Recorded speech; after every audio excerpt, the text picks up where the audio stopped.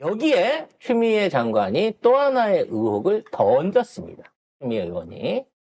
이번에 노상원의 배우에 김건희, 실제적으로는 김충식이 있다라고 하는 얘기를 국회에서 발표를 하셨어요. 그러니까 그 김충식이라 함은 김건희의 새아빠? 새아빠이지만 호족상의 새아빠는 아니고 실질적인 재산 관리인이며 최은순의 동거인이며 경제 공동체로 불리는 인물이죠. 무슨 경제 공동체예요. 그냥 따까리지 막말로. 아니 근데 주도적으로 뭐 부동산 매입이라든가 뭐 외부적인 부분 안에서는 김충식이 모든 걸 다 관리한다고 큰소리를 치고 다녔다는 얘기가 있으니까요. 그래서 지금 이건 추미애 의원의 주장입니다.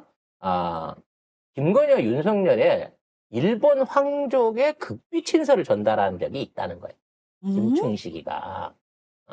그래서 이거는 김건희와 일본이 연루돼 있는 내란일 가능성이 있다는 거죠. 이렇게 얘기하면 우리가 늘 의심했던 거 있잖아. 미군이 방해하고 결과적으로 고립될 텐데 그럼 김건희 우리 군도 안 도와주고 미군도 안 도와주고 하는 상황에서 전국적인 계엄이 가능하겠느냐라고 했을 때 그랬을 때 일본군이 들어오는 상황을 얘기할 수 있다라고 하는 건데 실제로 일본 황족 중에 물론 일본 외왕은 아니겠지만 어떤 작자의 친서가 전달돼 있고 그 내용이 어떠한 거에 있었느냐에 따라서 이건 진짜 어마어마한 국제적 게이트가 될 수 있는 거거든요. 추미애 의원이 그랬다고요. 그래서 이 김충식이가 성우회라고 하는 단체에서 후원을 꾸준히 받고 있는데 이 성우회의 일원이 지금에 있는 노상원이었다는 거죠.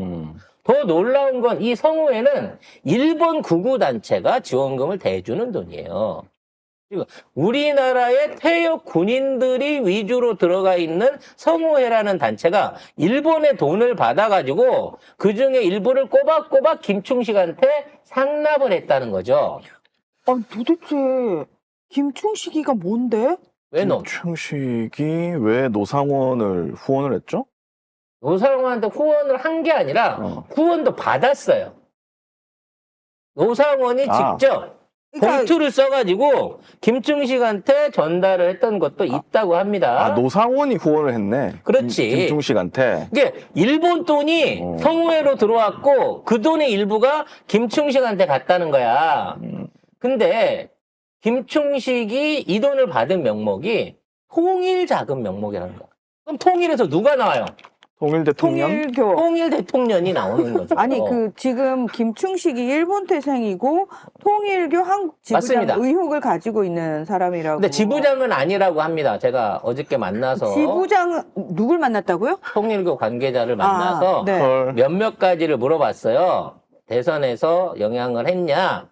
그리고 김충식이 그건 맞냐? 라고 했더니 우리 김충식이라는 사람하고 저기는 모른다. 대통령하고 연결관계는 모르는데 검진법사라는 놈이 통일교 재단에 와갖고 깝죽깝죽거리고 나타났던 적은 있다라는 증언까지 확인을 했습니다. 건진법사가 네. 통일교 하고 재단 연결고리를 하려고 아이고. 갔는데 안 됐대요. 그때 통일교도 정신 없을 때라서. 그래서 관련된 건 제가 좀 더 그분이 술을 안 드시더라고요. 어떻게든 잦은 만남을 통해서 회유를 좀 해가지고 제가 지나가는 말로라도 정보 회복을 해보겠습니다만 이 성우회라고 하는 놈들이 사실은 다 감옥 가거나 처형당해야 돼. 하남의 소속을 비롯한 이상한 퇴역 똥군인들의 모임이라는 거예요. 대표적인 정성길 장군이라고 되게 삼천교육대 그 교육 담당 이게 현장에서 교육 담당 하던 놈이었고요. 시민 학살 진압군 대대장 유효일 이 사람도 소속이 돼 있다고 합니다. 거기에 뭐 사이즈는 좀 작지만 어찌됐거나 노상원도 같이 돼 있었고 이런 단체를 일본 구구단체가 자금 지원을 하고 있고 그 돈 중에 일부가 아따 통일자금으로 써라라고 하면서 김충식한테도 넘어갔다는 거죠. 성우회 대한민국 국군의 예비역 장성들이 조직한 단체이다. 1965년에 창립됐다가 1980년 국가보위비상대책위원회에 의해 해체된 성우구락부가 모태이다. 1989년에 백선엽을 초대 회장으로 선임하고 발족했다. 월간지인 자유를 편하고 자유? 그러니까 자유, 백선엽, 이승만, 통일 이 모든 것들이 윤석열과 김건희가 털고 있는 얘기들이라는 거죠. 그럼 얘네들이 더 오래됐잖아. 윤석열, 김건희보다. 김충식이 더 오래됐잖아. 오래됐죠. 그러면 김건희가 얘네들의 지배를 하겠어요? 얘네들이 김건희나 윤석열을 지배하겠어요? 나는 얘네들이 어느 정도 윤석열, 김건희를 지배하고 있다고 생각합니다. 저는 그 반대 같은데 이용한 거 아닐까요? 이쪽을? 얘네들은 이미 오래전부터 우리나라 안에서 뭔가 반국가적인 행위를 하기 위한 조직을 꾸리려고 하는 일본의 불온한 단체들이 만든 거예요. 뉴라이트하고 같은 것들입니다, 이것들. 그래서 이것들이 어떤 형태로든지 윤석열과 김건희의 집권과 그 이후에 여러 가지 이상한 짓거리들에 대해서 영향력을 미치고 있을 것이다 라는 생각을 개인적으로 해보게 됩니다. 그럼 이 의혹은 누가 밝혀야 되죠? 특검이 밝혀야 된다는 겁니다. 김건희 특검하면 줄줄이 나오겠네. 와. 시간은 많이 됐지만 한 가지만 더 하고 갈게요, 여러분. 너무 방송이 길어져도 용서해 주세요.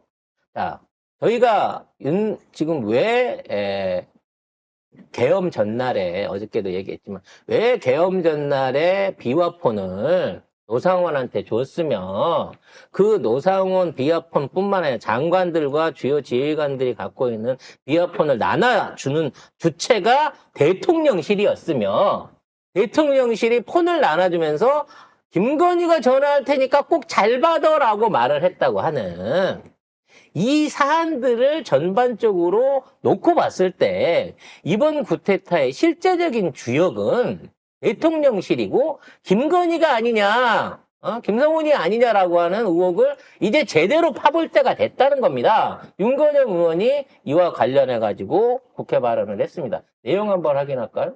네.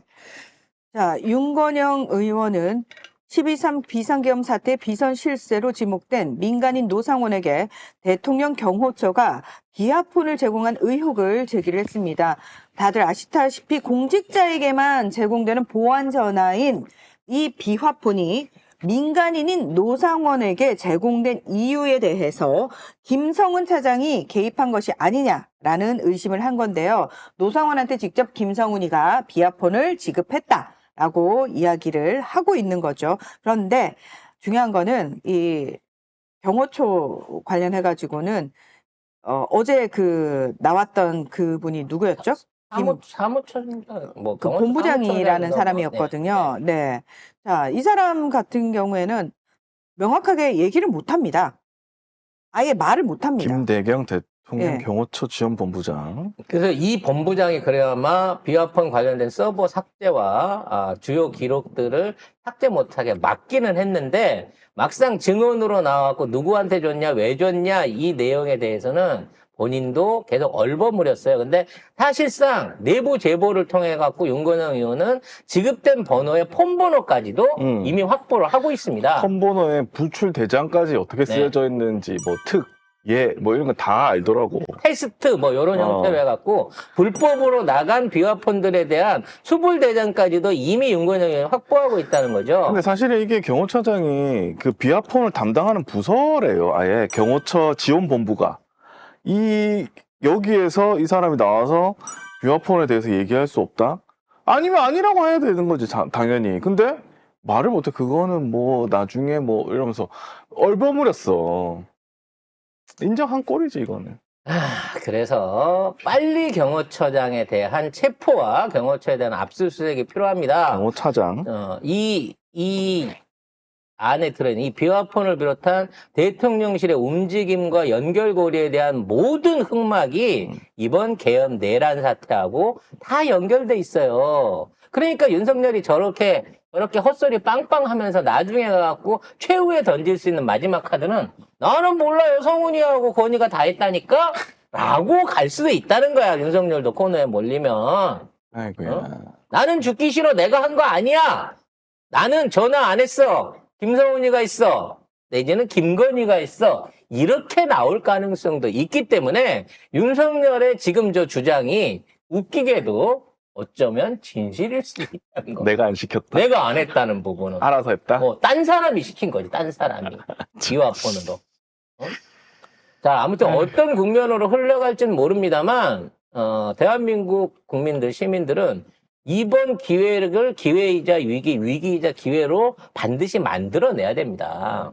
IMF 이후에 우리가 IT 강국으로서의 어떤 면모를 새롭게 했고, 또 그걸 통해서 지금의 세계적인 그 선진 생산 국가로 중심을 잡고 있는 거 아니겠어요? 지금 있는 위기 상황, 경제 위기를 비롯한 외교 위기, 행정 위기를 이번에 완전히 새로 갈아엎을 수 있게 하기 위해서는 우리가 언론에 휘둘리지 말고 저들의 공세에 휘둘리지 말고 끊임없는 관심과 지원을 통해 가지고 누가 뭐래도 이재명, 누가 뭐래도 민주당이 압승할 수 있는 새로운 정부를 올 봄 안에 꼭 탄생시켜야 된다는 겁니다. 그때까지는 답답하고 힘들어도 옳은 방향으로 나아갈 수 있도록 우리 모두 뉴스에 귀 기울이고 비판하고 광장에 나가야 되고 이재명 대표에 대한 지지를 확고하게 보여주셔야 할 것으로 보여집니다.